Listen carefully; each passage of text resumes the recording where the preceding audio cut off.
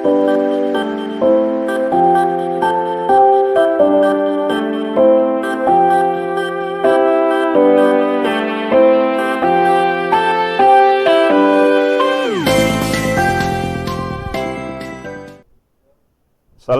warahmatullahi wabarakatuh.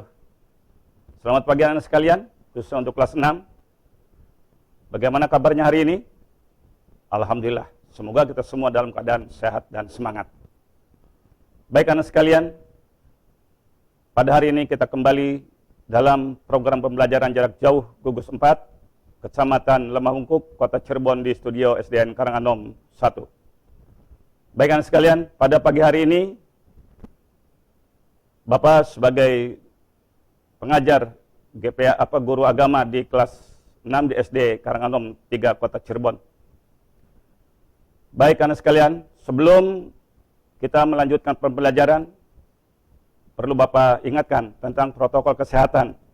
Dan di samping kita mengingatkan Bapak mengingatkan protokol kesehatan, tolong konsumsi makanan atau minuman yang bergizi. Di samping itu juga ada satu kiat sehat dari ajaran Rasulullah SAW yang kita lakukan minimal 29 kali dalam hari semalam. Yang pertama, lakukan mandi sehari 2 kali minimalnya. Yang kedua, lakukan wudhu sehari 5 kali. Yang ketiga, baca doa setelah wudhu sehari 5 kali. Dan yang keempat, baca doa di antara 2 sujud sehari minimal 17 kali. Baik anak sekalian,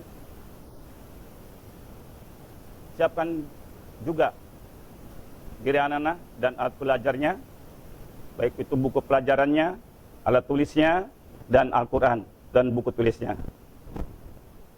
Dan mari kita bersama-sama untuk baca doa sebelum belajar. Bismillahirrahmanirrahim. Alhamdulillahirabbil alamin. Asyhadu an la ilaha illallah wa asyhadu anna Muhammadar Rasulullah. Allahumma salli ala Sayyidina Muhammad wa ala ali Sayyidina Muhammad. Raditu billahi rabba wa bil islami dina wa bi Sayyidina wa maulana Muhammadin nabiyya wa rasula. Rabbi zidni ilma warzuqni fahma. Baik anak sekalian, setelah kita membaca doa bersama, mari kita membaca Al-Quran, surat Az-Zalzalah. Kita sama-sama ya. A'udzu billahi minasyaitonir rajim. Bismillahirrahmanirrahim. Idza zulzilatil ardu zilzalaha wa akhrajatil ardu athqalaha wa qalal insanu ma laha yawma idzin tuhadditsu akhbaraha bi anna rabbaka awhalaha. Yawma idhi yasdurun nasu ashtatan liyurau a'malahum faman ya'mal mithqala dzarratin khairan yarah wa man ya'mal mithqala dzarratin syarran yarah. Shadaqallahul azim. Shadaqallahul azim. Maha benar Allah dengan segala keagungannya. Terima kasih kepada anak-anak yang sudah membaca ayat suci Al-Quran. Semoga kita semua diberikan kemudahan oleh Allah Subhanahu wa taala. Amin ya rabbal alamin. Dan jangan lupa kita doakan kepada guru kita, orang tua kita yang sedang sakit, semoga sakitnya disembuhkan oleh Allah Subhanahu wa taala, dan yang sedang ada halangan, semoga halangannya diangkat oleh Allah, dan yang masih hidup semuanya semoga diberikan keberkahan dalam hidupnya. Baik anak sekalian, pada kesempatan yang berbahagia ini Bapak akan membawakan materi tentang ketika bumi berputar. Anak-anak sekalian, pada pertemuan yang pertama ini, tujuan pembelajaran yakni melalui tayangan slide PowerPoint dan video, pembelajaran peserta didik diharapkan: 1. Menyebutkan 2 macam nama kiamat dengan benar. 2. Menyebutkan nama-nama lain hari kiamat beserta artinya dengan benar. 3. Menyebutkan dalil nakli tentang kiamat kubro dengan benar. 4. Menjelaskan pengertian yaumul barzah, yaumul ba'as, yaumul zaza, yaumul mahsyar, yaumul hisab, dan yaumul mizan dengan benar. Baik anak sekalian, kita ketahui dulu bahwa ada dua macam tentang kiamat. Yang pertama, kiamat sugro, atau kita kenal dengan kiamat kecil. Dan yang kedua, kiamat kubro, atau kiamat besar. Baik anak sekalian, sebelum pembelajaran dilanjutkan, mari kita simak video berikut ini.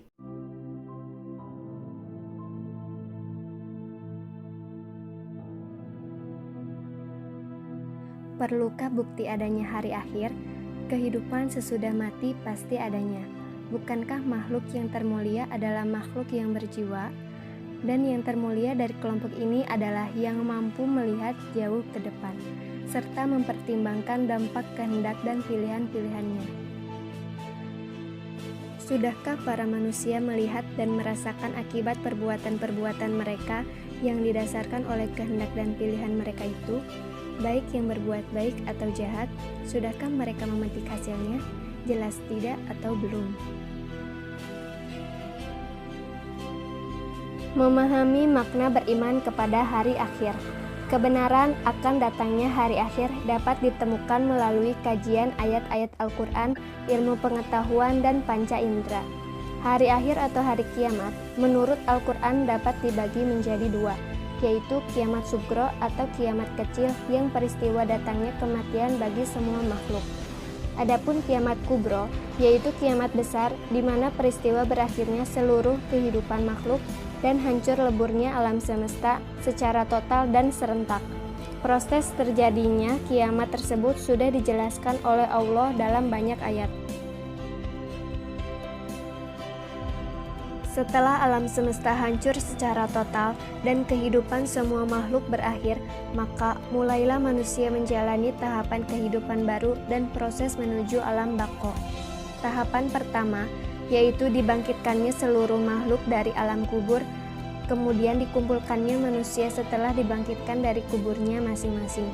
Lalu datanglah hari ketika Allah Subhanahu wa Ta'ala memperlihatkan semua amalan di akhirat untuk dihisab. Ketika itulah seluruh tubuh menjadi saksi, dan amal itu sendiri yang akan menentukan mudah atau sulitnya saat melewati jembatan Asyirat yang terbentang di atas neraka menuju surga. Sampailah akhirnya hari ketika semua manusia akan menerima balasan terhadap apa yang telah mereka perbuat selama di dunia dari Allah Subhanahu wa Ta'ala.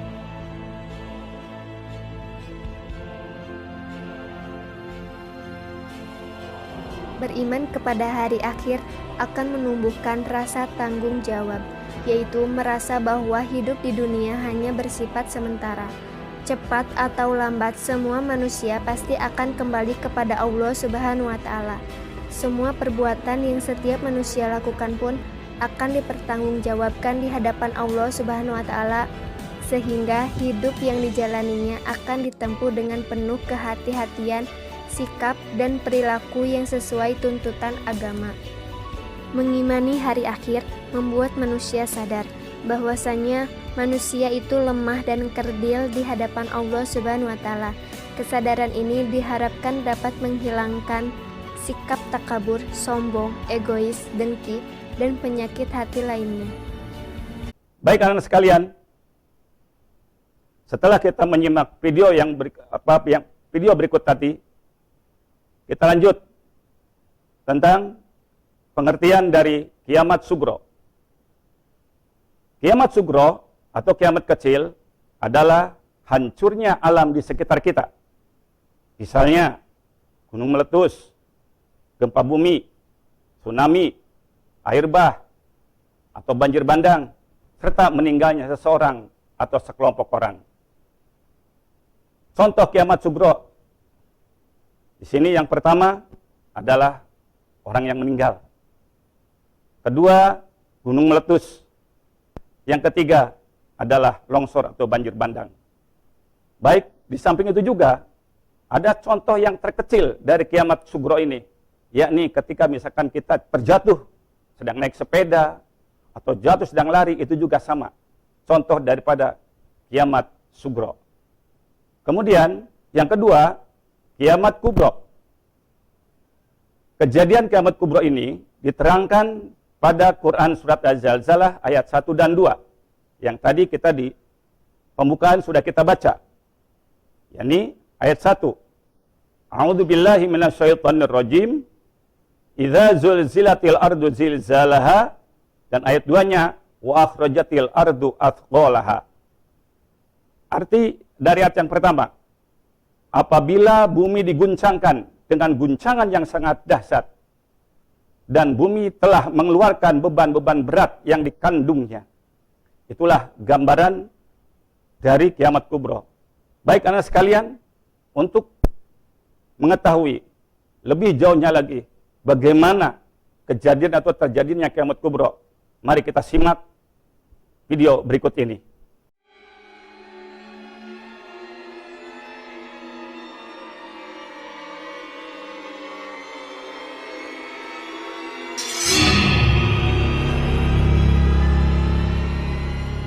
Malaikat Israfil ketika mengetahui bahwa Nabi Muhammad sudah diutus, pangkal terompet itu sudah dimasukkan ke dalam mulutnya. Kemudian kata Rasulullah, kedua bola matanya tiap sebentar melirik ke bawah arasy Allah, menunggu aba-aba kapan ini ditiup. Ternyata saat dia dapat instruksi untuk ditiup, langsunglah dia meniup. Akibat tiupannya ini, kata Rasulullah SAW, seluruh sendi-sendi alam semesta hancur, sehingga seluruh alam semesta menjadi lemah. Langit menjadi lemah, bumi menjadi lemah, matahari menjadi lemah, bintang-bintang dan seluruh tata surya menjadi lemah. Lalu mereka akan bertabrakan antara satu dengan yang lain. Kaum muslimin yang kami muliakan, kondisi ini menjadikan beberapa pemandangan berikut ini pasti akan disaksikan oleh orang yang hidup ketika itu. Maka Nabi mengatakan, seburuk-buruk orang yang pernah hidup di bumi adalah orang yang nanti langsung menyaksikan kejadian kiamat. Apa yang terjadi? Lihat di dalam Al-Quran, Allah berfirman di surat Al-Haqqah, surat yang ke 69 di ayat 13 sampai 14. فَإِذَا نُفِخَ فِي الصُّورِ نَفْخَةٌ وَاحِدَةٌ وَحُمِلَتِ الْأَرْضُ وَالْجِبَالُ فَدُكَّتَا دَكَّةً وَاحِدَةً. Saat tiupan sangkakala pertama ditiup, bumi langsung berbenturan dengan yang lain-lainnya. Akar-akar gunung lepas, akar-akar gunung lepas, lalu menghantam kembali bumi ini. Gunung-gunung di mana lepas menghantam bumi ini. Mereka saling bertabrakan antara satu dengan yang lain. Manusia ketika itu seperti anai-anai yang berterbangan. Manusia yang ada seperti anai-anai yang berterbangan. Gunung-gunung seperti kapas yang ditiup. Gimana kapas yang ditiup? Ada, kebayang deh kapas yang ditiup, ya. Seperti itulah keadaan gunung-gunung. Ntar dibersihin. Bapak Ibu yang kami muliakan, kondisi ketika itu. Kemudian, apalagi pemandangan yang akan dilihat? Seluruh air laut akan melalap daratan bumi yang tersisa. Wa idzal biharu fujirat, dan apabila seluruh laut fujirat. Tsunami yang pernah terbesar di alam ini sejak bumi terkembang adalah tsunami Nabi Nuh. Berapa ketinggiannya? Berapa? Ya, setinggi gunung. Coba deh disebutkan secara ilmiah berapa. Di Al-Bidayatu wan Nihayah oleh Al-Hafiz Ibnu Katsir dijelaskan tingginya tsunami Nabi Nuh 5.000 meter. Ya, pertanyaannya dari mana sih munculnya itu air laut? Jawabannya adalah entah. Kita nggak tahu dari mana tuh munculnya air. Kok bisa setinggi itu? Lalu disembunyikan kemana? Nggak usah dibahas deh, pokoknya imani saja itu sudah Allah lakukan. Sebagaimana Allah menjelang munculnya Dajjal sanggup menyembunyikan air, entah kemana hilangnya itu air. Betul tidak? Sampai-sampai air tidak ada yang turun dari langit, air yang ada di daratan bumi mengering di mana-mana, dan sekarang sudah mulai menunjukkan ada indikasi ke arah itu. Nah Bapak Ibu, Allah Maha Kuasa.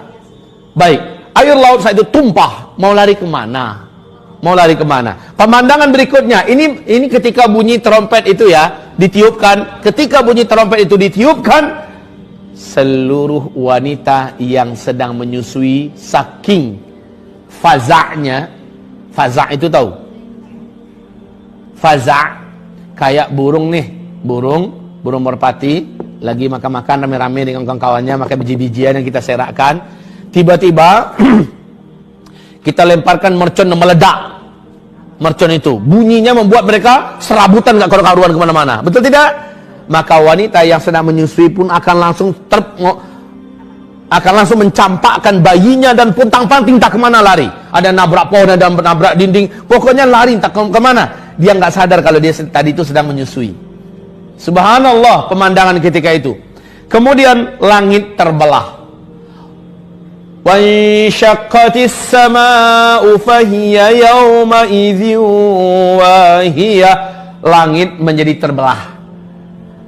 Ketika itu langit sangatlah rapuh dan lemah. Kalau sekarang langit kokoh Bapak, ya, nanti langit menjadi rapuh dan lemah. Was-samawatu matwiyatun biyaminih. Seluruh lapisan langit yang 7 digulung oleh Allah. Digulung oleh Allah dengan tangannya. Digulung oleh Allah dengan tangannya. Sementara bumi Allah genggam dengan tangan yang lain.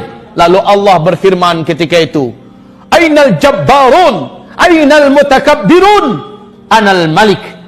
Mana dulu para penjahat-penjahat yang sombong dengan kekuasaannya, yang sok dengan pangkatnya, yang merasa kaya? Mana yang sombong-sombong? Ainal mutakabbirun, Anal malik. Sayalah raja di raja. Ketika seluruhnya telah dibinasakan, ketika itu Bapak Ibu tidak ada satu pun yang tersisa. Kullu man 'alaiha fan. Seluruh yang ada di alam semesta ini Allah jadikan fana. Wa yabqa wajhu rabbika dzul jalal wal ikram. Yang abadi hanya satu saja, Allah Azza wa Jalla. Ada makhluk yang masih hidup ketika itu? Ada. Siapa makhluk yang masih hidup? 1, malaikat maut, ini masih hidup. 2, iblis masih hidup. 3, malaikat Israfil masih hidup. Hai malaikat maut, matiin tuh Israfil. Israfil dimatikan. Sakitnya luar biasa, jeritannya, Masya Allah. Kalaulah masih ada manusia yang hidup, mati langsung manusia mendengar jeritan kematian ini. Setelah malaikat Israfil dibunuh, dimatikan, karena memang seluruh yang bernyawa ketika kiamat wajib musnah semuanya. Lalu iblis, Allah Subhanahu wa taala berfirman, Iblis,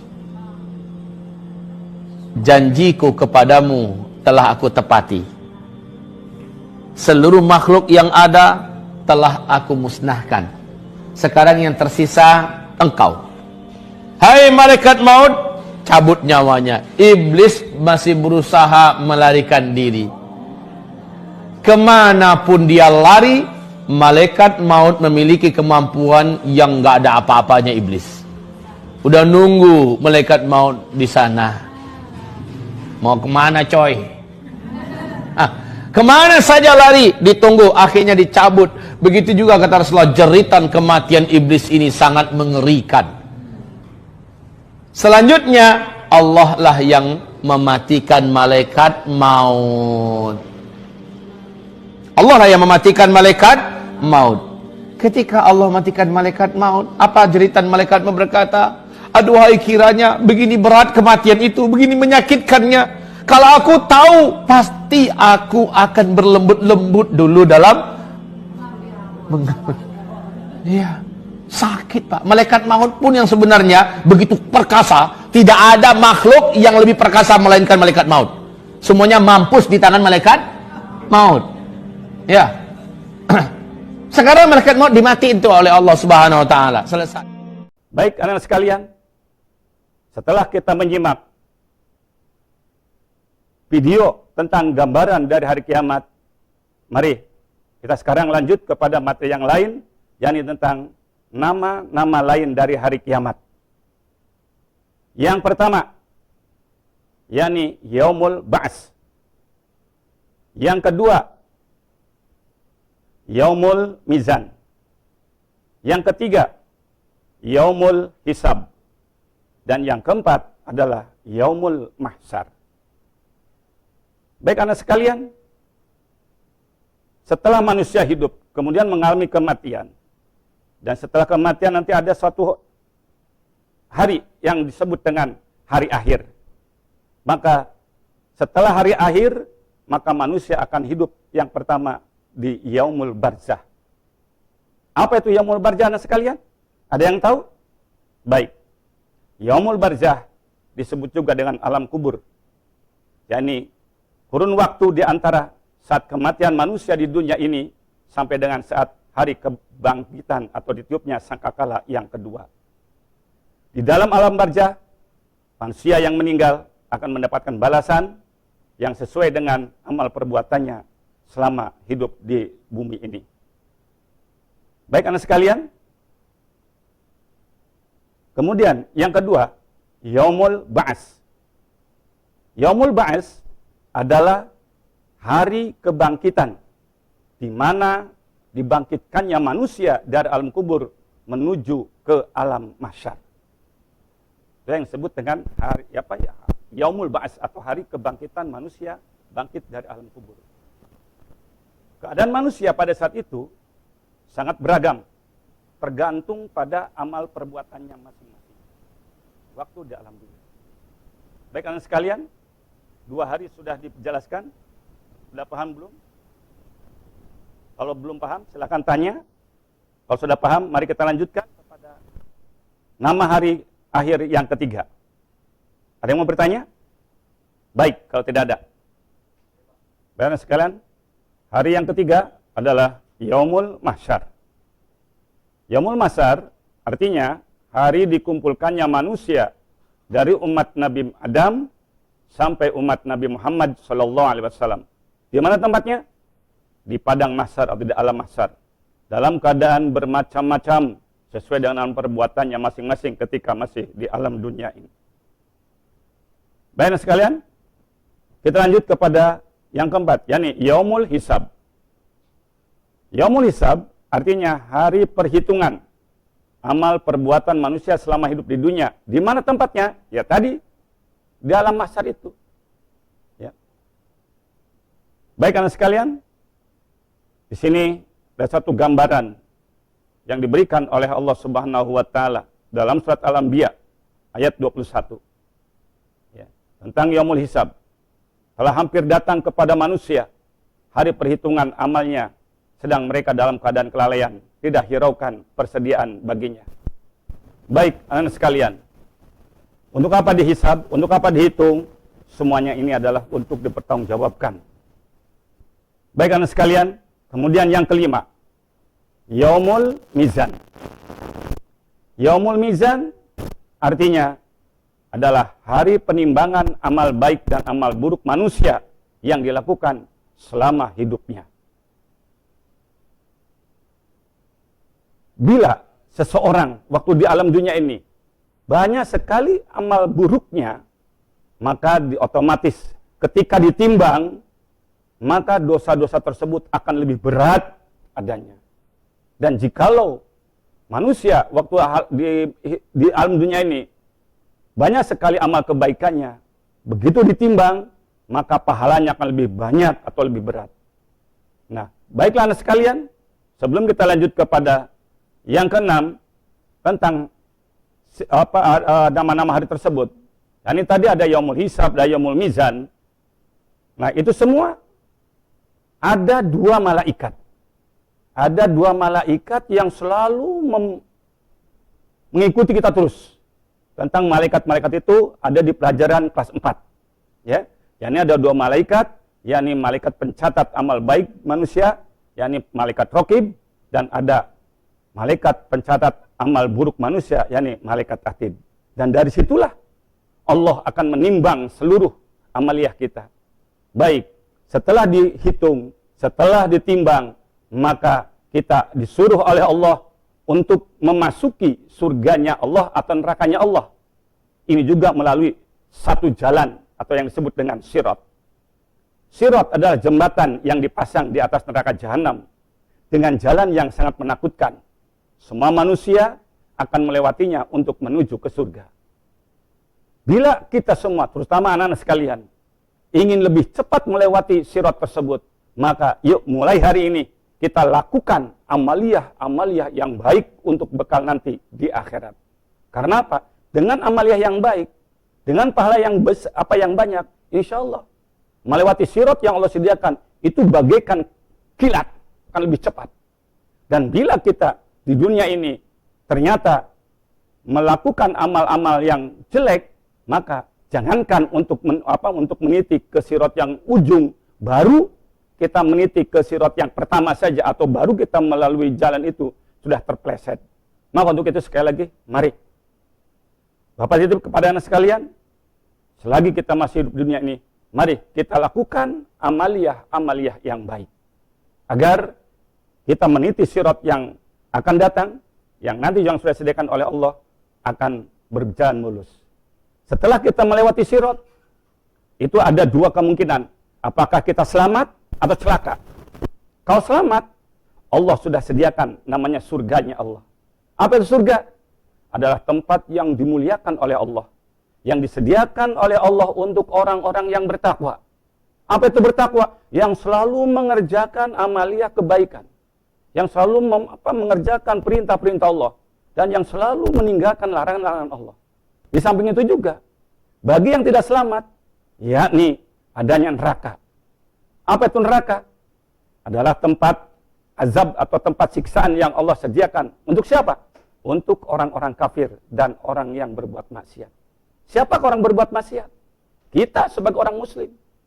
Jadi sekali lagi, neraka itu bukan hanya untuk saja orang kafir, bukan. Tapi untuk kita yang muslim pun akan masuk ke neraka terlebih dahulu. Karena apa? Karena kehidupan yang paling kekal nanti di akhirat itu adalah surga dan neraka. Yang ketika tiada sedikit pun amal kebaikan, maka dia akan selamanya di neraka. Tapi ada secuil kebaikan, ya, secuil kebaikan yang kita lakukan, otomatis Allah akan angkat orang tersebut menuju surganya Allah. Maka untuk itu sekali lagi, Bapak titip kepada anak sekalian, ya, titip sekali lagi, yuk lakukan amal-amal kebaikan. Lakukan perintah-perintah Allah dengan sebaik-baiknya dan tinggalkan semua larangan Allah. Agar apa? Kita supaya nanti setelah kiamat kita mendapatkan surganya Allah Subhanahu wa taala. Baik anak sekalian, terakhir sebagai kesimpulan. Pertama, kiamat ada dua. Pertama, kiamat sugro, yakni kiamat kecil, yaitu hancurnya sebagian alam semesta ini. Sedangkan kiamat kubro adalah hancurnya seluruh alam semesta. Yang kedua, setelah hancurnya alam semesta, manusia akan menuju ke satu alam yang kekal, yaitu alam akhirat. Adapun manusia bakal mengalami peristiwa seperti dia akan masuk kepada yaumul barzah atau alam kubur, yaumul ba'as, kebangkitan dari alam kubur, yaumul mahsyar, berkumpulnya manusia di padang mahsyar, kemudian yaumul hisab, setelah berkumpulnya di yaumul mahsyar, dihitung amalnya, kemudian ditimbang amalnya, kemudian meniti di satu jalan atau jembatan, dan setelah meniti ada yang selamat dan ada yang celaka. Yang selamat, surganya Allah akan diberikan kepadanya, yang celaka, neraka Allah akan diberikan kepadanya. Kemudian selanjutnya tentang dalil nakli, tentang dalil-dalil yang membicarakan tentang kiamat. Tadi di awal Bapak sudah menyampaikan dalam surat Az-Zalzalah ayat 1 dan 2. Baik anak sekalian, sebagai akhir dari pembelajaran pada pagi hari ini, silakan anak sekalian untuk mengisi latihan soal tentang hari kiamat. Di situ ada 5 soal, silakan anak sekalian untuk ditulis dan disalin di dalam buku catatan PAI. Baik, anak sekalian, setelah anak-anak mengisi latihan soal tersebut, mari kita renungkan tentang hari kiamat. Hari kiamat adalah peristiwa yang sangat dahsyat, yang pasti akan datang kepada kita semuanya. Meyakini akan datangnya hari kiamat adalah merupakan satu dari rukun iman yang berjumlah 6. yang wajib kita imani. Sehingga bila kita mengingkari, itu bisa merusak keimanan seorang muslim. Kedahsyatan peristiwa kiamat ini digambarkan dalam beberapa surat dalam Al-Quran yang memiliki makna hari kiamat. Seperti dalam surat Al-Zalzalah. Baik anak sekalian, hanya itu yang dapat Bapak sampaikan pada pertemuan pagi yang berbahagia ini, khususnya untuk kelas 6. Dan mari kita akhiri pembelajaran pada pagi hari ini dengan membaca kifaratul majlis. Alhamdulillahirrabbilalamin. Subhanakallahumma wa bihamdika asyhadu an la ilaha illa anta astaghfiruka wa atubu ilaih. Terima kasih. Wassalamualaikum warahmatullahi wabarakatuh.